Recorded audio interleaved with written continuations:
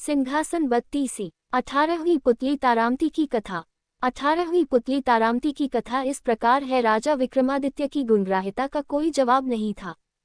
वे विद्वानों तथा कलाकारों को बहुत सम्मान देते थे। उनके दरबार में एक से बढ़कर एक विद्वान तथा कलाकार मौजूद थे। फिर भी अन्य राज्यों से भी योग्य व्यक्ति आकर उनसे अपनी योग्यता के अनुरूप आदर और पारितोषिक प्राप्त करते थे। एक दिन विक्रम के दरबार में दक्षिण भारत के किसी राज्य से एक विद्वान आशय था कि विश्वासघात विश्व का सबसे नीच कर्म है। उसने राजा को अपना विचार स्पष्ट करने के लिए एक कथा सुनाई। उसने कहा, आर्याव में बहुत समय पहले एक राजा था। उसका भरा पूरा परिवार था। फिर भी 70 वर्ष की आयु में उसने एक रूपवती कन्या से विवाह किया। वह नई रानी के रूप पर इतना मोहित हो गया कि उससे एक पल भी अलग होने का उसका मन नहीं करता था। वह चाहता था कि हर वक्त उसका चेहरा उसके सामने रहे। वह नई रानी को दरबार में भी अपने बगल में बिठाने लगा। उसके सामने कोई भी कुछ बोलने का साहस नहीं करता, मगर उसके पीठ पीछे सब उसका उपहास करते। राजा के महामंत्री को ये बात बुरी लगी। उसने एकांत में राजा से कहा कि सब इसकी आलोचना करते हैं।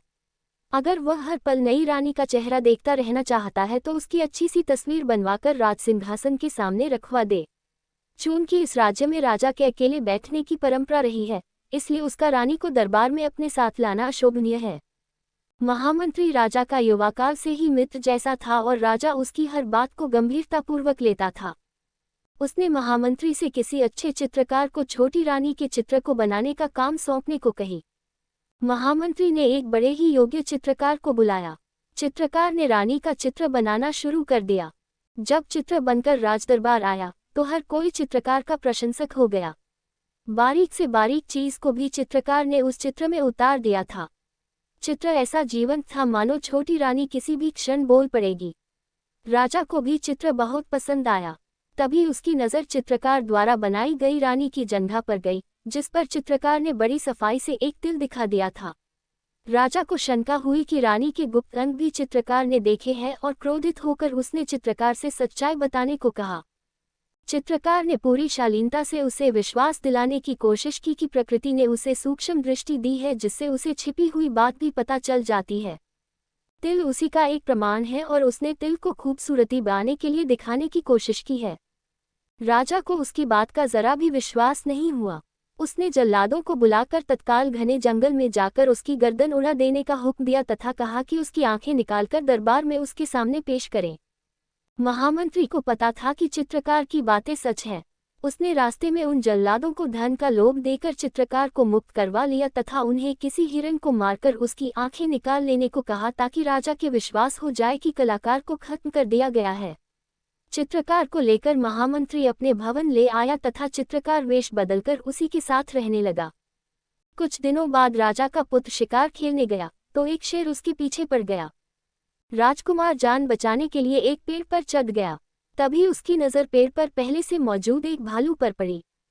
भालू से जब वह भयभीत हुआ तो भालू ने उससे निश्चिंत रहने को कहा। भालू ने कहा कि वह भी उसी की तरह शेर से डरकर पेड़ पर चढ़ा हुआ है और शेर के जाने की प्रतीक्षा कर रहा है। शेर भूखा था और उन दोनों पर आंख जमाकर उस पेड़ के नीचे बैठा था। राजकुमार को बैठे बैठे नींद आने लगी और जगे रहना उसे मुश्किल दिख पड़ा। भालू ने अपनी ओर उसे बुला दिया। एक घनी शाखा पर कुछ देर सो लेने को कहा। भालू ने कहा कि जब वह सोकर उठ जाएगा तो वह जागकर रखवाली करेगा और भालू सोएगा। जब राजकुमार सो गया तो शेर ने भालू को फुसलाने की कोशिश की। उसने कहा कि वह और भालू वन्य प्राणी है, इसलिए दोनों को एक दूसरे का भला सोचना चाहिए। मनुष्य कभी भी वन्य प्राणियों का दोस्त नहीं हो सकता। उसने भालू से राजकुमार को गिरा देने को कहा, जिससे कि वह उसे अपना ग्रास बना सके। मगर भालू ने उसकी बात नहीं मानी तथा कहा कि वह विश्वासघात नहीं कर सकता। शेर मन मसोस कर रह गया। 4 घंटों की नींद पूरी करने के बाद जब राजकुमार जागा तो भालू की बारी आई और वह सो गया। शेर ने अब राजकुमार को फुसलाने की कोशिश की। उसने कहा कि क्यों वह भालू के लिए दुख भोग रहा है।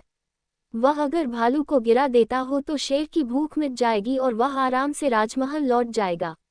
राजकुमार उसकी बातों में आ गया। उसने धक्का देकर भालू को गिराने की कोशिश की, मगर भालू न जाने कैसे जाग गया और राजकुमार को विश्वासघाती कहकर खूब धिक्कारा। राजकुमार की अंतरात्मा ने उसे इतना कोसा कि वह गूंगा हो गया। जब शेर भूख के मारे जंगल में अन्य शिकार की खोज में निकल गया तो वह राजमहल पहुंचा। किसी को भी उसके गूंगा होने की बात समझ में नहीं आई। कई बड़े वैद्य आए, मगर राजकुमार का रोग किसी की समझ में नहीं आया। आखिरकार महामंत्री के घर छिपा हुआ वह कलाकार वैद्य का रूप धरकर राजकुमार के पास आया। उसने गूंगे राजकुमार के चेहरे का भाव पढ़कर सब कुछ जान लिया। उसने राजकुमार को संकेत की भाषा में पूछ कि क्या आत्मग्लानि से पीड़ित होकर वह अपनी वाणी खो चुका है, तो राजकुमार फूट फूट कर रो पड़ा। रोने से उस पर मनोवैज्ञानिक असर पड़ा और उसकी खोई वाणी लौट आई।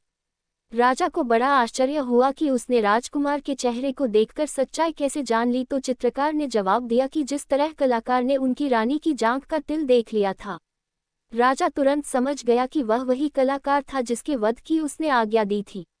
वह चित्रकार से अपनी भूल की माफी मांगने लगा तथा ढेर सारे इनाम देकर उसे सम्मानित किया। उस दक्षिण के विद्वान की कथा से विक्रमादित्य बहुत प्रसन्न हुए तथा उसके पांडित्य का सम्मान करते हुए उन्होंने उसे 1 लाख स्वर्ण मुद्राएं दी।